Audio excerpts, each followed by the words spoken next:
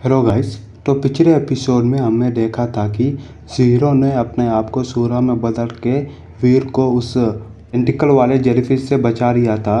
और इस एपिसोड की स्टार्टिंग में हम देखते हैं कि वीर टेलीपोर्ट होकर वापस से टफने आ जाता है, सूरज के बारे में रिसर्च करने लग जाता है। तभी वीर को अपनी रिसर्च से ये पता चलता है कि बायोलॉजिस्ट ने पहले ही ह्यूमन और सूरा के ब्लड को कंबाइन करके एक हाइब्रिड को बनाने की कोशिश की थी, लेकिन ह्यूमंस और सूरा के जीन्स इतने ज्यादा अलग है कि आपस में कंपेटेबल हो ही नहीं सकते हैं। ये इम्पॉसिबल है कि हम ह्यूमंस और सूरा के जीन्स से एक हाइब्रिड को बना सके। तभी वीर अपने चेयर पे आराम करता है और कहता है ह्यूमन बींग्स तो ह्यूमन बींग्स ही होते हैं और सूरज तो सूरज ही। हम लोग दिखने में चाहे थोड़े बहुत सिमिलरिटी से क्यों ना हो हमारे बॉडीज में, पर हमारे जीन्स में बहुत ज्यादा ही सिमिलरिटीज हैं। और ये तो इम्पॉसिबल है कि कोई एक आदमी जो ह्यूमन है वो एक आदमी सूरा भी हो सकता है एक ही वक्त में। लेकिन वीर कहता है ऐसा ज़ीरो के साथ कैसे हो सकता है। तभी हम देखते हैं कि रूही आके वीर का दरवाजा खटखटाती है और कहती है वीर क्या तुम मेरे साथ बाहर चल सकते हो क्या। वीर कहता है ये तो रूही है। वीर कहता है ऑफ कोर्स मैं चलूंगा, लेकिन तुम कभी भी मेरे रूम में डायरेक्टली आते नहीं हो मेरे को ढूंढने के लिए, आखिर क्या हुआ। हालांकि ये बात और थी कि वीर की बात सुनने के बाद रूही अपना मुंह खोलती तो है जैसे कुछ बोलना चाहती है, पर वापस से चुप हो जाती है। रूही चौहान का ये बिहेवियर देखकर वीर थोड़ा शॉक में हो जाता है और रूही से कहता है कि क्या हुआ रूही, मुझे इतना बताने के लिए तुम्हें इतना सोचने की क्या जरूरत है। क्या अभी भी हमारे बीच में ऐसी बात है जो तुम अभी भी मुझसे डिस्कस नहीं कर सकती हो। तभी वीर की बात सुनने के बाद रूही अपने आप को बहुत ज्यादा ही होपलेस फील करने लग जाती है और फिर एक गहरी सी सांस लेते हुए वीर से कहती है कि एक्चुअली कल मैं एक एक्सचेंज इवेंट में जा रही हूँ, तो मैं ये सोच रही थी कि तुम भी मेरे साथ चल सको। तभी वीर कहता है क्या हम लोग डेट पे जा रहे हैं क्या। वीर की बात सुनने के बाद रूही कहती है क्या तुम सोच क्या रहे हो। मैंने कहा हम एक एक्सचेंज इवेंट में जा रहे हैं, वो एक मीटिंग है। उस मीटिंग में जितने भी लोग होंगे वो सब लोग स्पेशल होंगे, और स्पेशल से मेरा मतलब ये है कि बहुत ज्यादा ही स्पेशल। तुम अगर मेरे साथ अभी जाओगे तो, क्योंकि फ्यूचर में ये मीटिंग तुम्हारे लिए बहुत ज्यादा ही काम आएगी। और तभी रूही कहती है तुम्हें इस एक्सचेंज इवेंट में किसी से मुलाकात होगी जिससे तुम पहले ही जानते हो। और रूही की बात सुनने के बाद वीर थोड़ा क्यूरियस हो जाता है और पूछता है कौन। अभी रूही कहती है रुचिका खन्ना, मैंने सुना है कि वो तुम्हें बहुत ज्यादा ही पसंद करती है। उसके बाद रूही वीर के रूम से चली जाती है और उसके बाद सीन चेंज होता है और हमें वीर और रूही को दिखाया जाता है जो एक्सचेंज मीटिंग में रहते हैं, और वीर और रूही उस एक्सचेंज इवेंट में चल रहे रहते हैं। तभी रूही वीर से कहती है कि तुमने ये पहले ही सुना होगा कि हम ह्यूमन बींग्स को सल्पासा लेवल पहुंचना होगा अगर हम अपने जीन्स को इवॉल्व करना चाहते हैं, लेकिन कुछ ऐसे भी अलग लोग हैं और कुछ अलग मेथड्स भी हैं जो अपने आप को इवॉल्वर लेवल पे ही रख के भी अपने जीन्स को इवॉल्व कर सकते हैं। लोगों को सल्पासल बनने की कोई जरूरत नहीं। और इस मीटिंग में हम लोग इसी इवोल्यूशन के बारे में बात करने वाले हैं, इसे क्यूगोंग भी कह सकते हैं। अभी वीर पूछता है क्या क्यूगोंग टेक। हमारी चौहान फैमिलीज में भी एक क्यूगोंग है, तो सही और 3 अलग फैमिलीज हैं जिनके पास क्यूगोंग्स भी है। तो कहती है तुम्हें तो ये मालूम होगा कि क्यूगोंग द्वारा मॉडिफाई की गई हाइपरजीनर्स यूनिवर्स की पावर्स को कंट्रोल करने के लिए इस्तेमाल किया जाता है। हम चारों फैमिलीज के पास ये क्यूगोंग हमारे हेरिटेज से मिल रहा है, मतलब हमारे पूर्वजों से उन लोग को पास किया गया है। अभी वीर पूछता है ये 4 फैमिलीज कौन सी फैमिलीज है। अभी रूही कहती है चौहान्स, प्रताप, खन्नास और गुजराल। लेकिन वीर जैसे गुजराल सब सुनता है वीर के चेहरे पे ब्यारा बढ़ जाते हैं। अभी वीर अपने मन ही मन में सोचता है गुजराल, वो बंदे का नाम अंश गुजराल था, उसको मैंने मार कर से जेट स्किन ले रही थी। तभी रूही वीर को शॉक होते हुए देखते हुए पूछती है क्या हुआ वीर, तुम ठीक हो ना। वीर कहता है हाँ सब ठीक है। अभी हमें एक लड़की को दिखाया जाता है जिसका नाम अलीसा होता है और वो रूही की कजिन होती है। तभी अलीसा रूही के पास जाती है और कहती है रूही बहुत टाइम हुआ तुमसे मिले हुए, जब से तुम टफने में ज्वाइन हुई हो तब से मैं तुमसे मिल ही नहीं पाई। तभी रूही भी कहती है हाँ अलीसा हमें मिले हुए बहुत ज़्यादा ही वक्त हो गया है। और तभी अलीसा वीर की तरफ देखते हुए रूही से पूछती है क्या ये तुम्हारा बॉयफ्रेंड है। तभी रूही कहती है हाँ ये मेरा फियांसे है, इसका नाम वीर रहेजा है। तभी अलीसा अपनी चारों तरफ देखते हुए रूही से कहती है आज यहाँ पर बहुत ज़्यादा ही रौनक है, यहाँ पर नई से भी 2 से 3 हजार लोग आए हुए हैं एक्सचेंज मीटिंग में। भी अलीसा की बात सुनने के बाद रूही कहती है हाँ तुमने सही कहा। इस एक्सचेंज मीटिंग में चौहान, प्रताप और खन्ना फैमिलीज के भी बहुत सारे लोग यहाँ पर आए हुए हैं और बहुत सारे बड़े फैमिलीज भी आए हैं जिनके अलायंस में बहुत ज्यादा ही पकड़ है। तभी रूही अपनी बात को कंटिन्यू करते हुए कहती है और यहाँ पर जितने भी लोग हैं वो सबकी एज 40 के नीचे ही है, पर यहाँ पर इतने सारे लोग आ गए हैं कि ये ऑडिटोरियम उतने सारे लोगों को अंडर नहीं कर सकता है। तभी वीर अपने मन ही मन में सोचता है कि रूही ने तीनों फैमिलीज के बारे में तो बात की पर उसने गुजरात फैमिलीज के बारे में तो कुछ नहीं कहा।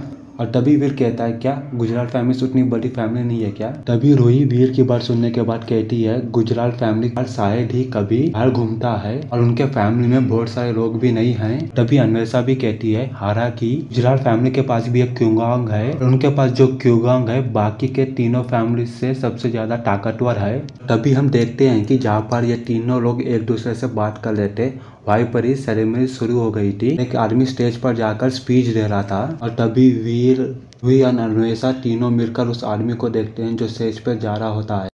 तभी अन्वेषा रूही से कहती है रूही जो स्टेज पे है वो कोई और नहीं मेरा बॉयफ्रेंड है राजीव गुजराल और आज वो यहाँ पर गुजराल फैमिलीज का रिप्रेजेंटेटिव कर रहा है और वो यहाँ पर जेड हर्षसूत्रा के बारे में बात करने आया है। लेकिन तुमने तो ये तो नहीं बताया रूही कि तुम्हारा बॉयफ्रेंड कौन सी फैमिली से है। अभी रूही कहती है वीर किसी भी क्यूगांग फैमिली में पैदा नहीं हुआ है। अभी अन्वेषा रूही से कहती है मेरा boyfriend Ritesh Gujral speech start करने वाला है इसलिए मेरे को स्टेज पर जाना होगा, लेकिन मेरे हिसाब से तो नीचे रहना ही बेहतर होगा क्योंकि एटलीस्ट नीचे रहने से वो इंसान जब चाहे जहाँ चाहे वहाँ जा सकता है।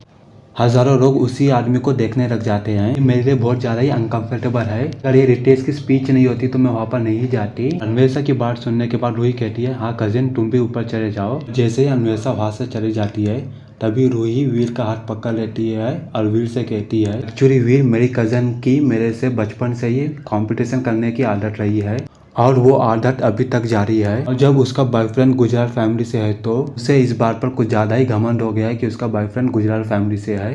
तभी वीर कहता है पर इसमें कौन सी घमंड करने की बात है। तभी रूही कहती है वो इसलिए प्राउड नहीं है कि उसका बॉयफ्रेंड है गुजराल फैमिली से है, वो इसलिए प्राउड है कि अगर उसका बॉयफ्रेंड स्टेज पर जाकर सूत्रा के बारे में बात कर सकता है तब इन चारों फैमिलीज में वो इंसान बहुत ज्यादा ही इंपॉर्टेंट होगा। तभी वीर भी कहता है इसका मतलब तुम्हें भी मंच पर जाकर स्पीच देनी चाहिए। तभी रूही कहती है तुम्हें पता है वीर जब मेरे डैड यंग थे तब वो हमेशा स्टेज पर जाकर सूट्रास पर डिस्कस करते थे पर मेरे पास उनका टैलेंट नहीं है, मेरे पास उतनी अच्छी क्वालिफिकेशन नहीं है कि मैं वहाँ पर जाकर स्पीच दूँ।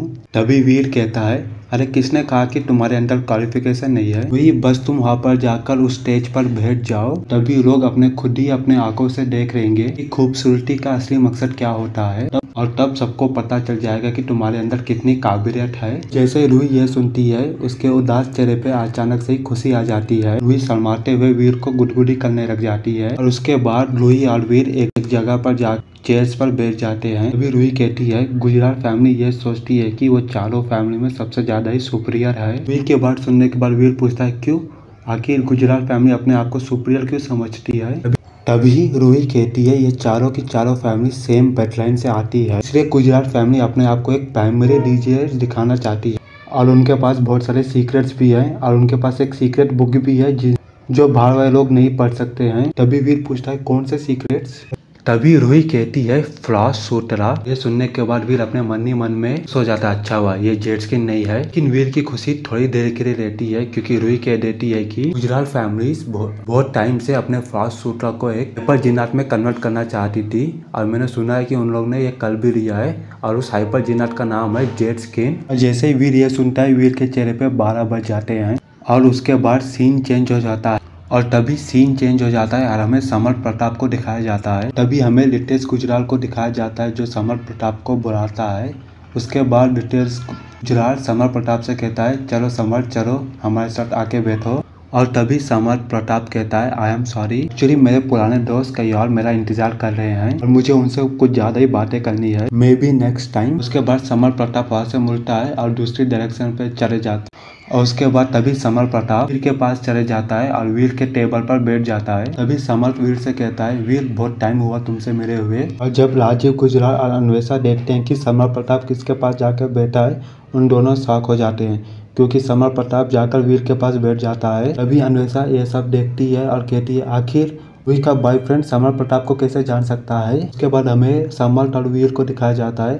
तभी समर वीर से पूछता है वीर मैंने ये एक्सेप्ट नहीं किया था कि तुम यहाँ पर आओगे। समर की बात सुनने के बाद वीर कहता है मैंने ये सुना था तुमने क्या स्पीच दी और तुम्हारी स्पीच बहुत ज़्यादा ही अच्छी थी। तभी समर प्रताप और वीर ऐसे ही एक दूसरे से बहुत ज़्यादा बातें करते रहते हैं कि तभी एक लड़की समर प्रताप के कंधे पे अपना हाथ रखते हुए कहती है। तभी वो लड़की कहती है लिटिल ब्रदर समर क्या ये तुम्हारे दोस्त हैं। समर कहते हैं हाँ मेरे दोस्त हैं। तभी वो लड़की वीर की ओर देखती है, कहती है मेरा नाम गरिमा प्रताप है और मैं समर प्रताप की बड़ी बहन हूँ। अगर तुम समर के दोस्त हो तो तुम मेरे को भी गरिमा दी बुला सकते हो। और तभी वीर और लूही दोनों मिलकर गरिमा प्रताप को गरिमा दी बुलाने लगते हैं। उसके बाद वो चारों मिलकर हंसी खुशी से बात करने लग जाते हैं। तभी रितेश गुजराल वीर की टेबल की ओर आ जाता है। तभी रितेश गुजराल वहाँ पर आ जाता है और वीर की तरफ देखते हुए कहता है, समर प्रताप का क्यूगांग बहुत ज्यादा ही एक्सीलेंट है। और जिस तरह से तुम लोग बात कर रहे हो उससे ये लगता है कि तुम और समर प्रताप बहुत ज्यादा ही क्लोज हो। तो इस हिसाब से मुझे यही लगता है कि तुम भी क्यूगांग सीख ही रहे होगे। क्यों ना तुम्हारे और मेरे बीच एक ड्यूअल हो जाए।